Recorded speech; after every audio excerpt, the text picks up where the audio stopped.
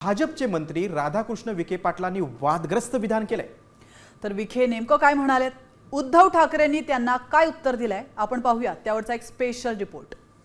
Society काढायची, कर्ज काढायचं, पुन्हा कर्जबाजारी व्हायचं, पुन्हा कर्जमाफीची मागणी करायची। शेतकऱ्यांच्या जखमांवर मीठ चोळणारं हे विधान आहे जलसंपदा मंत्री राधाकृष्ण विखे पाटलांचं।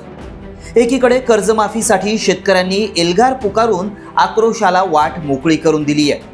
अशातच दुसरीकडे सत्ताधारी नेत्यांची कर्जमाफीवरून बेताल वक्तव्यांची मालिका सुरूच आहे। यात आता भर पडली आहे विखे पाटलांच्या वादग्रस्त विधानाची। विखे पाटील नेमकं काय म्हणालेत पुन्हा एकदा ऐका। सोसायटी काढायची, कर्ज काढायचं, पुन्हा कर्जबाजारी व्हायचं, पुन्हा कर्जमाफीची मागणी करायची। अनेक वर्ष काम चालू आहे, काही चिंता नाही। दरम्यान उद्धव ठाकरेंनी विखे पाटलांच्या याच विधानावरून घणाघाती टीका केली आहे। विखे पाटलांचे घोटाळे जगजाहीर आहेत। त्यांच्या कारखान्याची किती वेळा कर्जमाफी झाली असा सवालच ठाकरेंनी उपस्थित केलाय। राधाकृष्णांच्या साखर कारखान्याला आतापर्यंत किती वेळा थकबाकी, थकहमी, कर्जमाफी, कर्जमुक्ती वगैरे काय काय केले त्यांनी तो हिशोब मांडावा पहिला। उपसा जलसिंचन म्हणजे त्यांचे सुद्धा घोटाळे हे जगजाहीर आहेत, त्याच्यामुळे त्यांना तर बोलण्याचा काय अधिकारच नाही। खरं तर राज्यातील शेतकरी अतिवृष्टीनं उद्ध्वस्त झालाय। त्याला आधार देण्यासाठी सरकारनं 32,628 कोटी रुपये मंजूर केलेत। मात्र ही फक्त तात्पुरती मदत आहे। त्यामुळे बळीराजाला वाचवण्यासाठी कर्जमाफीची मागणी करण्यात आली आहे। अशातच सत्ताधारी नेत्यांची वादग्रस्त विधानं शेतकऱ्यांच्या सहनशक्तीचा अंत पाहतायत।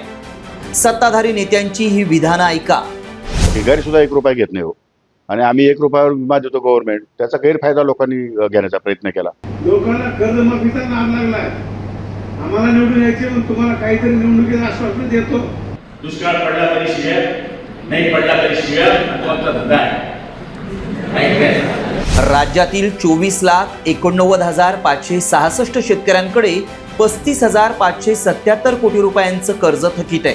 त्यामुळे शेतकऱ्यांकडून कर्जमाफीच्या मागणीसाठी बच्चू कडूंनी महाएल्गार मोर्चा काढला होता।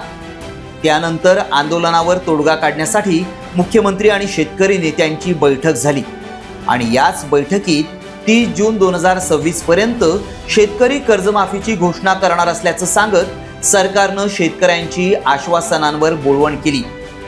अशातच सत्ताधारी नेत्यांकडून कर्जमाफी विरोधात केली जाणारी असंवेदनशील विधानं म्हणजे शेतकऱ्यांच्या दुःखावर फुंकर घालण्याऐवजी जखमेवरची खपली काढण्यासारखाच प्रकार आहे। सचिन बनसोडे, साम टीव्ही न्यूज, अहिल्यानगर।